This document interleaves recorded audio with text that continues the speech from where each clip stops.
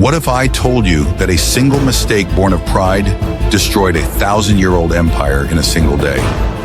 History knows moments when the fate of entire continents is decided not by years of diplomacy, but by a few hours on a dusty plateau under the scorching sun. It was the day when the heirs of Rome, clad in heavy armor, encountered an elusive force that had come from the steppes of the East. We are accustomed to thinking of Byzantium as an eternal and unbreakable golden bridge between Europe and Asia. But that bridge collapsed with a deafening crash. What happened on that fateful day did not simply change the borders on the map, but set off a chain reaction that led to the Crusades and the fall of Constantinople. This is a story of betrayal that cost a crown and of nobility shown by a barbarian rather than a civilized monarch.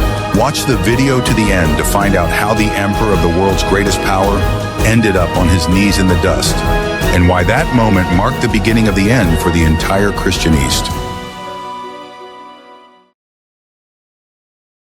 Are you ready to learn the truth about how Byzantium was rotting from the inside long before the Turks arrived?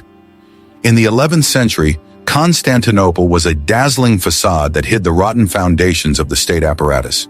The golden domes of the cathedrals and marble palaces still inspired awe in foreign ambassadors. But the treasury was empty and the army demoralized by years of neglect. Court bureaucrats, fearful of military coups, systematically cut funding to the legions and disbanded experienced garrisons. They preferred to see the empire weak but controllable, rather than strong but under the control of generals. It was a dangerous game that the civilian elite had been playing for decades, unaware of the storm gathering on the eastern horizon. In this atmosphere of intrigue and suspicion, Roman Diogenes ascended the throne, a man who was to become the savior of the fatherland. He was an experienced warrior from Cappadocia, harsh and decisive, the complete opposite of the pampered capital officials. His marriage to the widowed Empress Eudokia was a political alliance designed to give the empire a strong hand at a critical moment. Romanus understood perfectly well that he had almost no time left and acted with feverish haste. He saw how the Seljuks were plundering border towns with impunity, taking away people and livestock, and this burned his pride. However, his determination was perceived by the court party of the dukes as a direct threat to their influence and power. The emperor began to urgently assemble an army, trying to restore what had been destroyed by years of incompetent rule. He had to hire a motley crew of mercenaries, as the native Byzantine troops were in a deplorable state. Norman knights, Frankish heavy cavalry, Uzes, Pechenegs, and Armenian infantry were to stand in the same ranks. This army spoke a dozen languages and obeyed its commanders more willingly than the emperor's orders. Only iron discipline and the charisma of a leader could unite such a mass of people. But Roman was too straightforward for subtle diplomacy. He relied on force and fear, not noticing that his main enemies were not in the steppes, but in his own tent. The internal opposition, led by the powerful Duke clan, sabotaged the emperor's efforts at every turn. They whispered in the corners of the palace, spreading rumors about Roman's incompetence and his thirst for absolute power.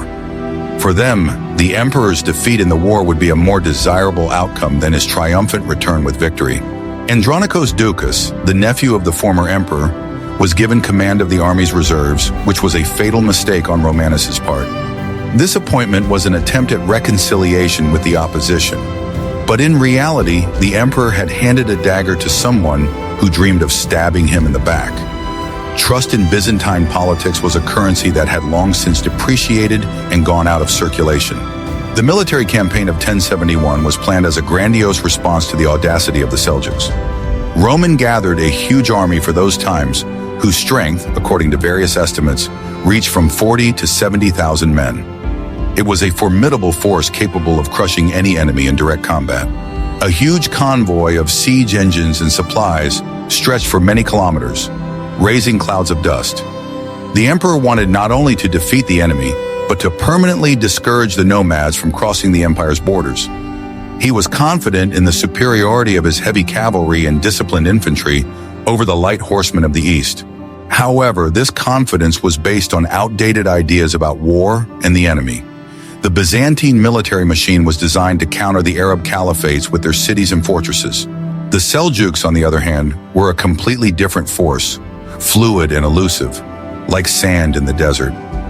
They had no capitals that could be besieged and did not engage in battle on terms that were disadvantageous to them. Romanus led his cumbersome army into the void, hoping to impose a decisive battle on a phantom enemy. He did not understand that every step deeper into Anatolia distanced him from his supply bases and played into the hands of the enemy. The mood in the army was far from the patriotic fervor described by court chroniclers. Mercenaries demanded pay, plundered the local population, and constantly fought among themselves. The Franks despised the Greeks, the Armenians distrusted the emperor, and the Turkic mercenaries looked with interest at their kinsmen on the other side of the front. Fires in the camp and skirmishes between units became commonplace during the grueling march. Romanus was forced to expend as much energy on maintaining order in his own army as he did on planning operations against the enemy. The campaign to the east was not just a military operation for Byzantium, but a test of the strength of the entire state system. It was a risky gamble, with the survival of the empire within its former borders at stake. Roman Diogenes went all in, hoping to cut the Gordian knot of external and internal problems with a single blow. He believed in his luck and in the power of Roman weapons, which had preserved civilization for centuries.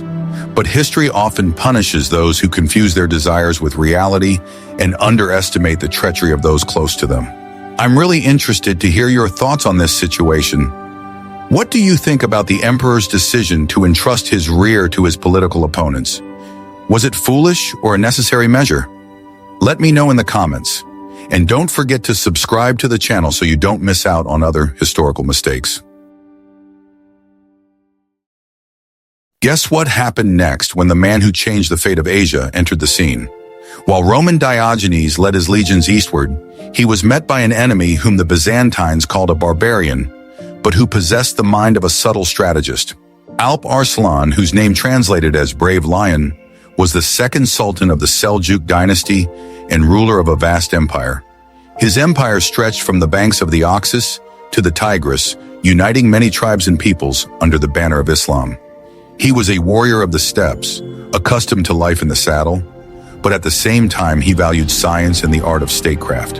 For Alp Arslan, Byzantium was not the main goal at that historical moment. His gaze was fixed on the south. He was at war with the Fatimid Caliphate in Egypt, seeking to unite the Islamic world under his rule. Roman's campaign came as an unpleasant surprise, distracting him from his main strategic objectives in Syria and Palestine. The Sultan did not want a major war on two fronts and initially planned to avoid direct confrontation with the imperial army. However, upon receiving news of the Greek offensive, he instantly changed his plans and turned his troops northward. The Seljuk army was radically different from the cumbersome military machine of Byzantium. It was based on light-mounted archers, capable of staying in the saddle for days on end and covering enormous distances. They did not need cumbersome supply trains, feeding on what the steppe provided and changing horses on the move. Their tactics were based on maneuvering, surprise attacks, and feigned retreats that lured the enemy into a trap. Alp Arslan knew that in open battle, the heavy Byzantine cavalry would wipe out his light troops, so he relied on cunning and attrition. The Sultan's intelligence worked flawlessly, providing information on every movement of the huge Byzantine army. Spies reported on strife in the enemy camp, the motley composition of the troops, and problems with food supplies. Alp Arslan understood that time was on his side. Every day of marching under the scorching sun weakened the Greeks. He decided to meet the enemy on the plateau near the fortress of Manzikert, an area ideal for cavalry operations. It was the choice of an experienced commander who imposed his battlefield on the enemy. Unlike Roman, who was surrounded by schemers, Alp Arslan enjoyed the absolute trust and loyalty of his warriors. His authority was based not on court etiquette, but on personal bravery and fairness in the distribution of spoils. At his side were his loyal Gulam, a professional guard clad in armor and ready to die for their master. Spiritual mentors inspired the army, calling the upcoming battle a holy war against the infidels. Morale in the Turkish camp was high, with soldiers believing in victory and their leader. The Sultan understood that he was about to fight the heirs of Rome, whose military glory was renowned throughout the world. He did not underestimate the danger posed by the cataphracts, armored horsemen capable of breaking through any formation. Therefore, he carefully prepared ambushes, studied the terrain, and set traps on the presumed routes of the Byzantines. His plan was to prevent the Greeks from engaging in close combat by shooting them from a distance. Flexible tactics and quick reactions were the main strengths of the Seljuk army. Interestingly, on the eve of the battle, Alp Arslan showed himself to be not only a warrior, but also a philosopher, reflecting on the transience of power. According to legend, he changed his luxurious clothes for a white robe resembling a burial shroud. With this gesture, he showed his troops that he was ready to share any fate with them, whether victory or death. He addressed the soldiers with a speech, releasing them from their oath of allegiance if they wanted to leave. But not a single horseman left the ranks, which was the best proof of their unity. The clash of two civilizations, two worldviews, and two ways of waging war became inevitable. On one side was power, tradition, and heavy armor. On the other, speed, maneuverability, and fanatical faith. Alp Arslan was preparing to teach a lesson in military strategy that would go down in the history books. He was going to prove that it is not the one with more soldiers who wins the war, but the one who better manages the chaos of battle. And this battle was to be the pinnacle of his glory. Do you think the nomads' tactics were the only way to defeat the heavy Byzantine army? In the next chapter, you will learn about the fatal diplomatic miscalculation that made the war irreversible. Want to know a secret that will change your understanding of the reasons behind this battle? History could have taken a very different course if not for a fateful meeting between ambassadors shortly before the battle. Alp Arslan, despite his readiness for battle, did not seek bloodshed at any cost and offered the emperor peace. The Sultan understood the risks of a general battle and preferred to secure his northern flank through diplomacy in order to return to war with Egypt. He sent an embassy to Rome with an offer to maintain the current borders and conclude a truce. It was a moment of truth when a single word could have stopped the wheels of war and saved thousands of lives. The Sultan's envoys arrived at the Byzantine camp, offering reasonable and acceptable terms of peace. They argued that war would only bring ruin and that the Sultan was prepared to retreat if the emperor guaranteed non-aggression. This was a chance for Romanus to save face, declare victory without a fight, and return to Constantinople as a triumphant hero. But history rarely tolerates the subjunctive mood when wounded pride comes into play. Roman IV or Diogenes perceived the peace offer not as a gesture of goodwill, but as a sign of weakness on the part of his opponent. In his eyes, the Sultan was afraid of the power of the imperial army and was trying to avoid inevitable defeat. The emperor was confident that he had cornered the enemy and could now dictate any terms, up to and including complete surrender. His advisors, afraid to contradict him, supported this illusion, inflating their ruler's ego to the skies. The refusal to negotiate was dictated not by strategic necessity, but by blinding pride. The emperor made humiliating demands on the envoys, which were obviously impossible for the proud Seljuk ruler to fulfill.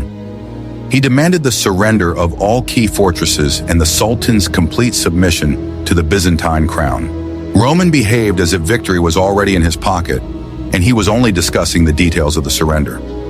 This arrogance became the point of no return, after which diplomacy gave way to weapons.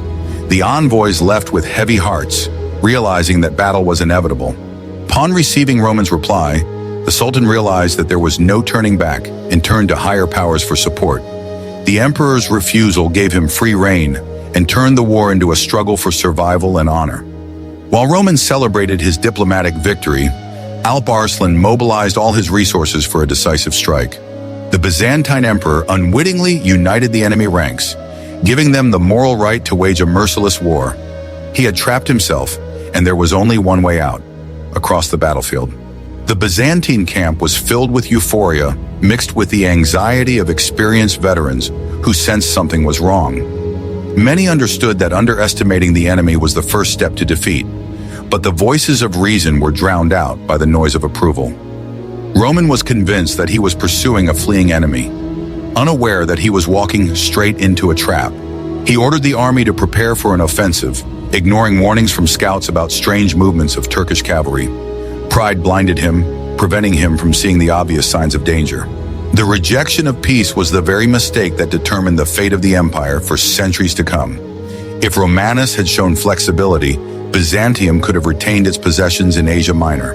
But the emperor's hardline stance turned a border conflict into a war of annihilation. This lesson from history reminds us that sometimes the heaviest defeats begin not on the battlefield, but at the negotiating table. The ruler's arrogance became a death sentence for his subjects. Romanus' decision to attack, rejecting peace, demonstrates how personal ambition can cloud statecraft. He wanted the glory of Alexander the Great, but risked repeating the fate of Crassus. The emperor risked everything, confident that he held all the cards. Ahead of him lay a battle that was supposed to be his triumph, but became his tragedy.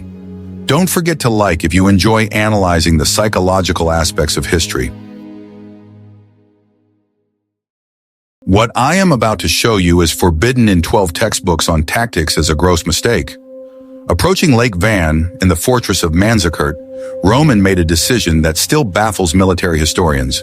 Confident that the Sultan's main forces were far away or retreating altogether, he decided to divide his army. The emperor sent a significant part of his troops, including the best units of Frankish and Pecheneg cavalry, under the command of Joseph Tarkaniot, to capture the fortress of Hlat. He believed that he could easily capture both fortresses at the same time before the Sultan could arrive. This decision deprived the emperor of almost half of his fighting power, including the most mobile and combat-ready units. Tarkaniot's detachment, according to various estimates, numbered between 20 and 30,000 men, a huge force that simply disappeared from the chessboard. Historians still argue about what exactly happened to this corps. Either they encountered superior Turkish forces and retreated, or Tarkaniot betrayed the emperor and led the troops away.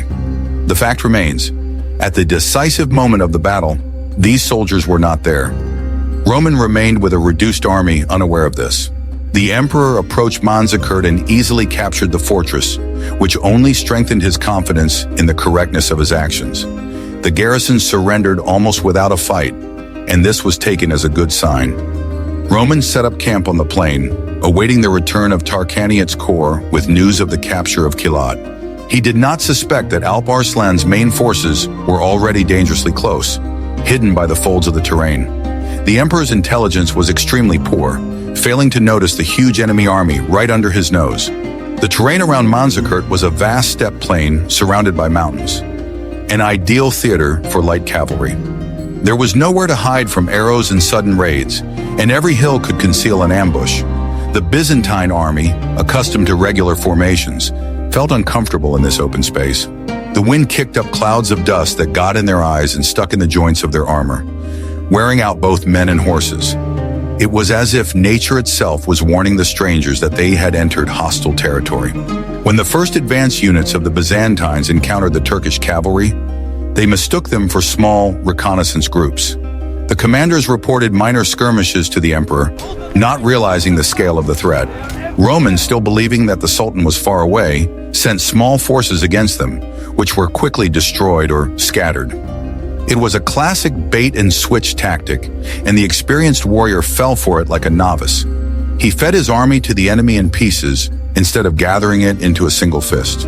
The division of the army was fatal not only because of the loss of manpower, but also because of the loss of the most reliable scouts. The Yus and Pechenegs who had left with Tarkaniot were the only ones who could evenly oppose the Seljuks in maneuver warfare. Left without its eyes and ears, the heavy Byzantine army turned into a blind giant, swinging a club in the void. Roman deprived himself of the main tool for countering steppe tactics. It was a mistake that soon had to be paid for with blood. The lack of communication between the two parts of the army created an information vacuum.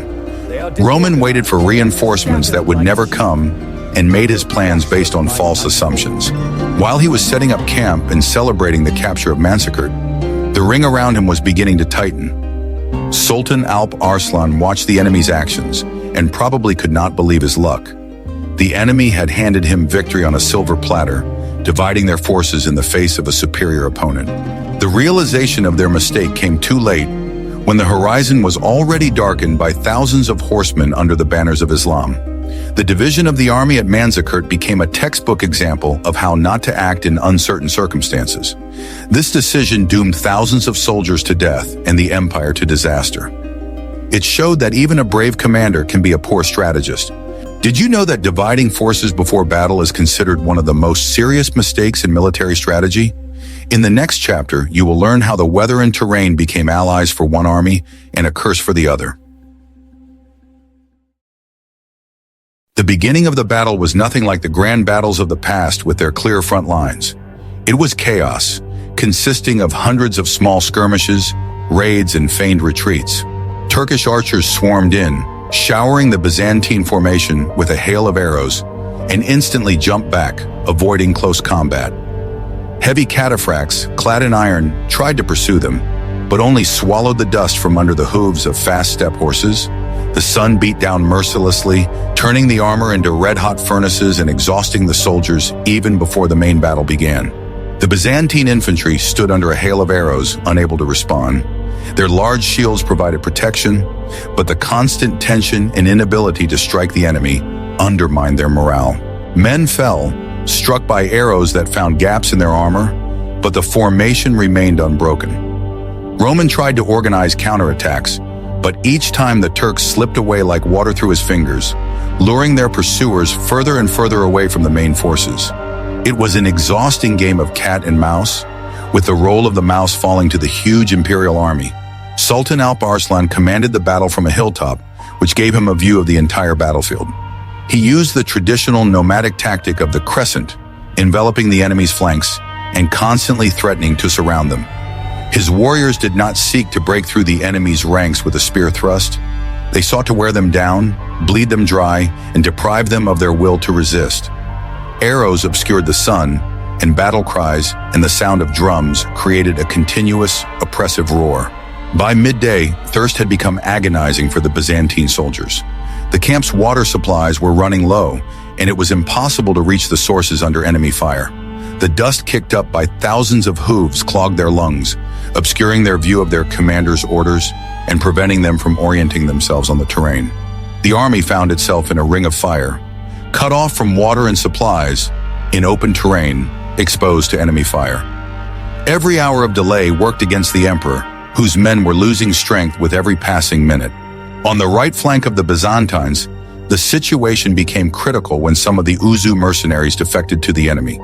This caused panic and confusion in the ranks as the Uzis wore similar clothing and weapons to the Seljuk Turks. The soldiers could no longer tell friend from foe and began to suspect treachery in every dark face. Romanus was forced to ride along the line himself to calm the troops and prevent a general rout. Betrayal on the battlefield is always more frightening than an open attack by the enemy. The emperor understood that standing still meant a slow death by arrows. He decided on a general offensive, hoping to force the enemy into a decisive battle and break through the encirclement. The Byzantine phalanx moved forward, heavy and relentless, like a steel roller. The Turks began to retreat to their camp, not taking the blow, but continuing to shower the attackers with arrows. It seemed that the Greeks were pushing back the enemy, but in fact they were only going deeper into a prepared trap. By evening, the Byzantine army had advanced far ahead, capturing the Sultan's camp, which turned out to be empty. Victory seemed close, but the enemy was not defeated. It simply disappeared into the twilight. The soldiers were exhausted from the long march and battle. Their formation was disrupted, and the flanks lagged behind the center. Romans, seeing that it would not be possible to completely defeat the enemy before dark and fearing night attacks, gave the fateful order to turn around and return to camp. This maneuver, turning a huge army around in the face of an undefeated enemy, required perfect coordination and cover. In the twilight, amid the dust and noise, the emperor's order was misunderstood or deliberately distorted. The imperial standard turning back was interpreted by many as a sign of defeat or the emperor's death. The formation began to disintegrate, and it was at this moment that Alp Arslan, who had been waiting all day, gave the order for a general attack. The trap snapped shut. Fresh Seljuk forces, hidden in ambush, descended on the disorganized, retreating Byzantine ranks. The retreat turned into chaos, and control of the troops was lost. The dust that had hindered the Greeks all day now hid the scale of the disaster. The army, which an hour ago had seemed a formidable force, was breaking up into separate, doomed groups. The final act of the tragedy was beginning, where the heroism of individual soldiers could no longer save the situation. The Byzantine formation was falling apart at the seams, and in the rear something was happening that would ultimately decide the outcome of the day. Nature and tactics had done their job, now it was up to human baseness. Are you ready for the shocking truth about who really lost this battle?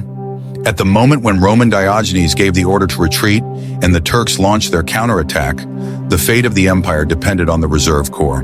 This corps was commanded by Andronicus Ducas, a member of a clan hostile to the emperor, a man who was supposed to cover the retreat of the main forces. Instead of throwing his regiments to the aid of the emperor and repelling the Seljuk attack, Andronicus committed an act of treason unprecedented in Byzantine history.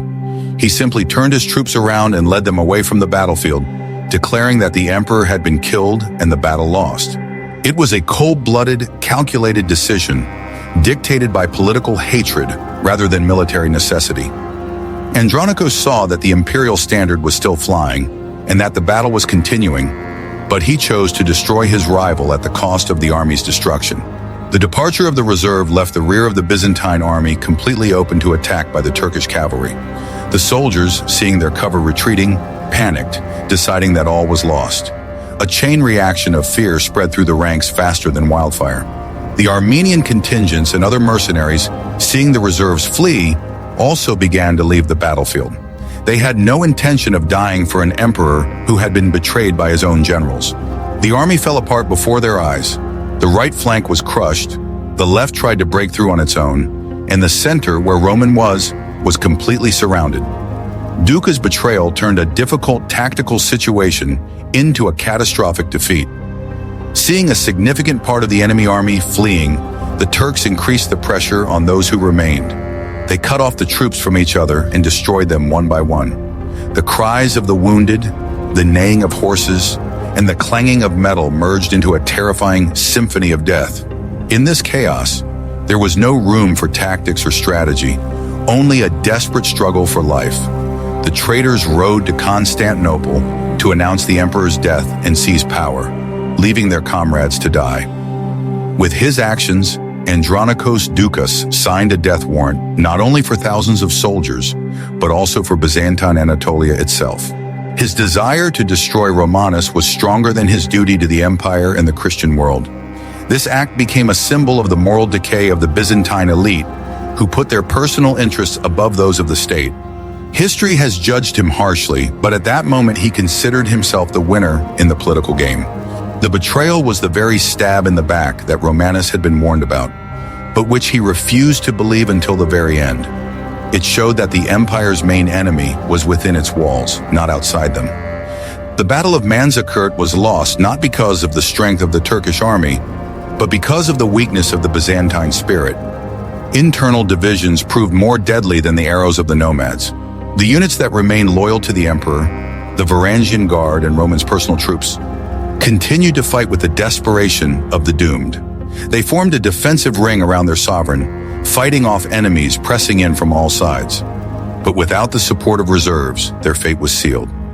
Duca's betrayal deprived them of even the slightest chance of an organized retreat. This episode is one of the darkest in military history.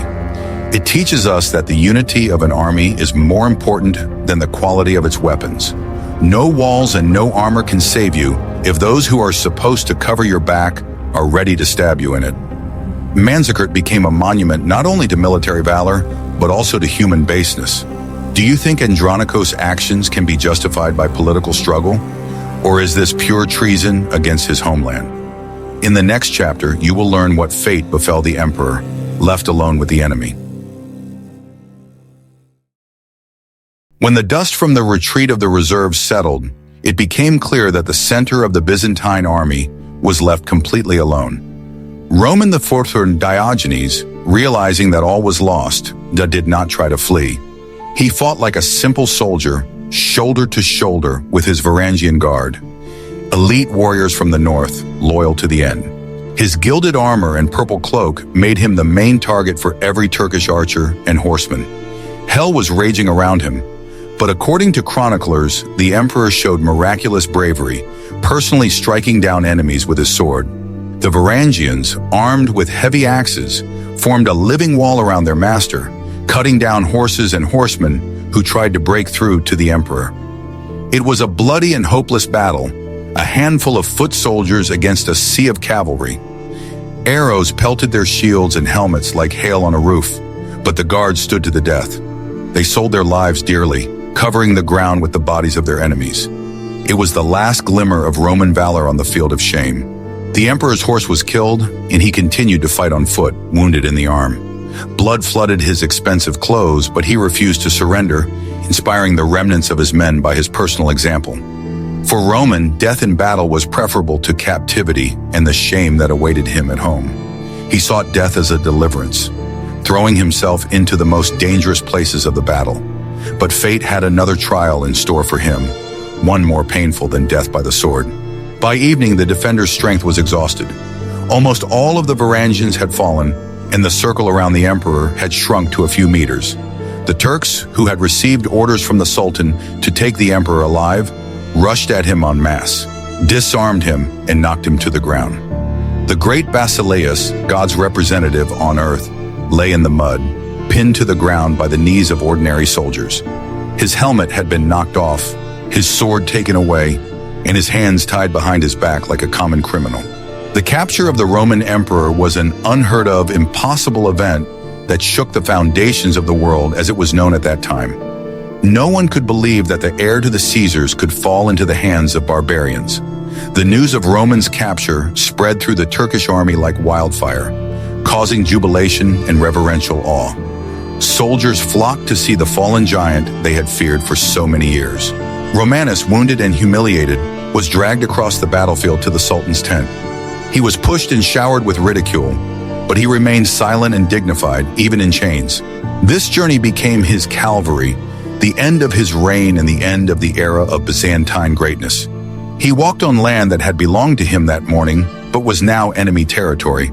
Each step brought him closer to meeting the man who had outplayed him, both as a military leader and as a politician. The remnants of the Byzantine army, seeing the emperor's capture, finally ceased their resistance. Some surrendered, hoping for the mercy of the victor, while others tried to hide under the cover of night. The great army ceased to exist, turning into crowds of fugitives and prisoners. The Manzikert plain became a graveyard of imperial ambitions. For Roman, the night after the battle was probably the longest of his life. He lay bound, awaiting execution or torture, reflecting on Duca's betrayal and his own mistakes.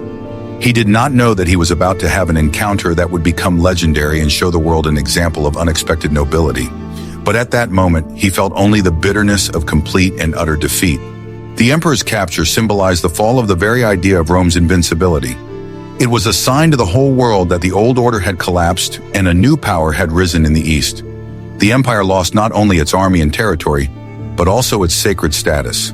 The scene of the emperor's capture became one of the most dramatic moments in medieval history. It showed how quickly the wheel of fortune can turn, bringing those who rule over others down to dust. What happened in the Sultan's tent contradicted all the laws of war of that time. When Roman, exhausted, covered in dust and blood, was brought to Alp Arslan, the Sultan at first did not believe that he was looking at the emperor of the Romans. This dirty, ragged man bore little resemblance to the ruler of the world depicted on coins. The Sultan forced the prisoner to kiss the ground before his throne, and then, in a symbolic gesture of triumph, placed his foot on his neck.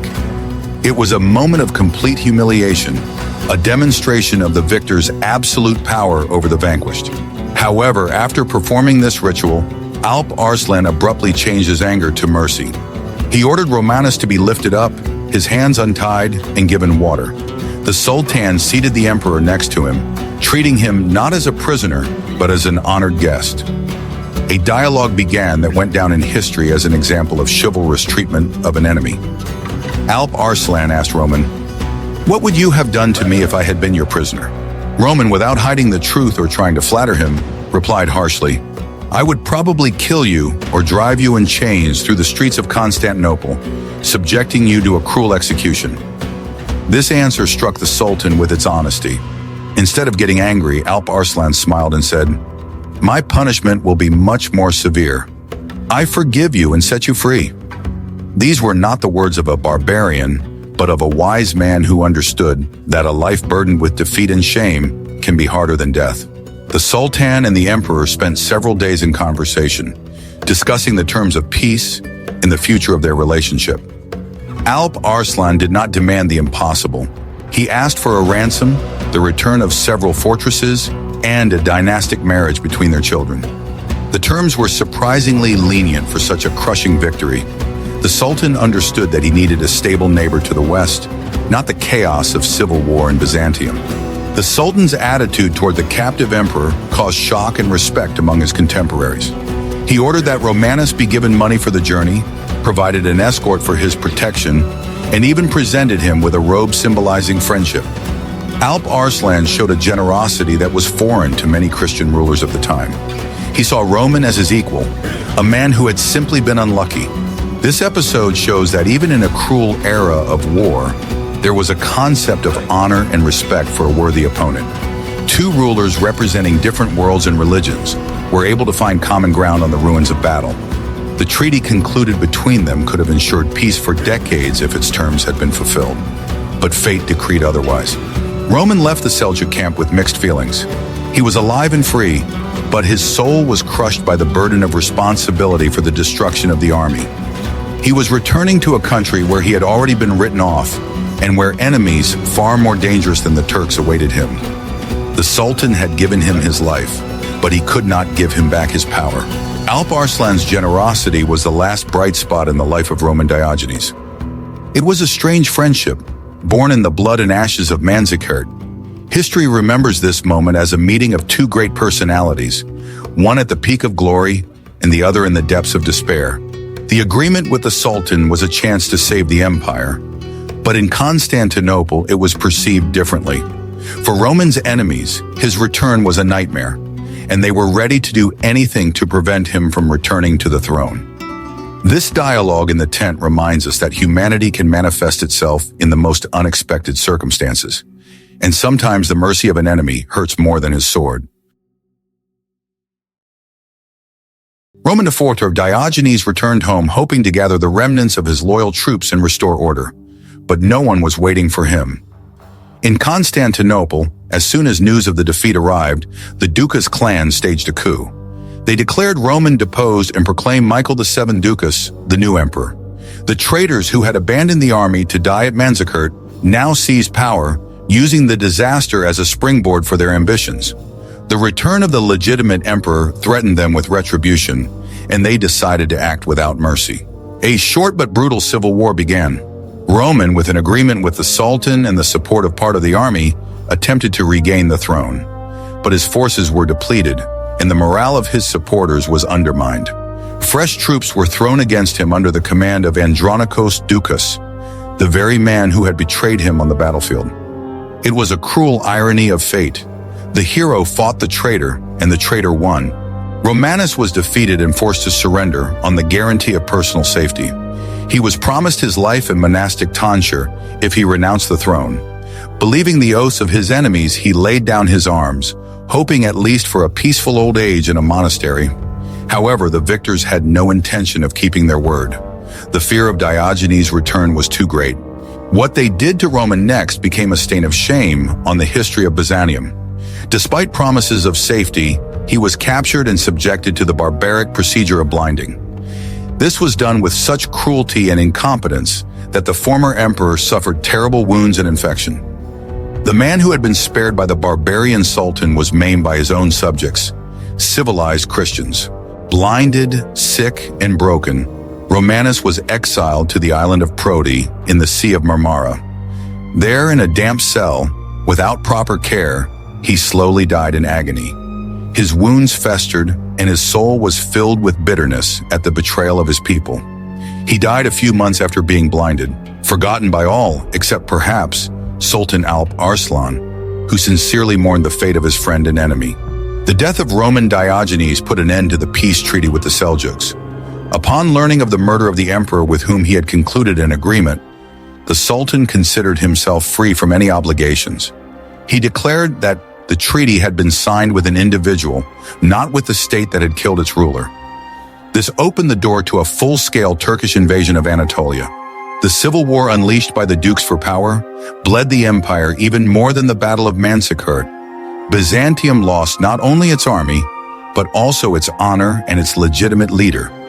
The chaos that reigned in the state allowed the Turkic tribes to settle unhindered in the fertile valleys of Asia Minor. The fate of Roman Diogenes is a tragedy of ancient proportions. The hero who tried to save his homeland was destroyed by nobodies who thought only of their own pockets.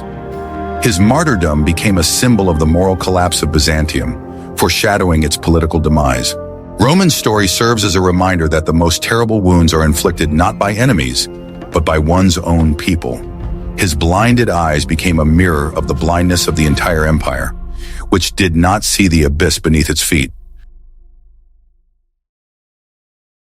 The consequences of the defeat at Manzikert and the ensuing civil war were catastrophic. Anatolia, the heart of the empire and the main source of grain, horses, and the best soldiers, was lost forever. The Turkic tribes, meeting no resistance, poured westward, reaching the shores of the Aegean Sea. Yesterday's nomads began to build their states on the ruins of the Byzantine provinces. They called their new state the Rum Sultanate, the Sultanate of Rome, emphasizing that they were now the masters of these lands. The loss of Asia Minor was a fatal blow to Byzantium. The empire shrank to the size of a Balkan state, deprived of strategic depth and resources.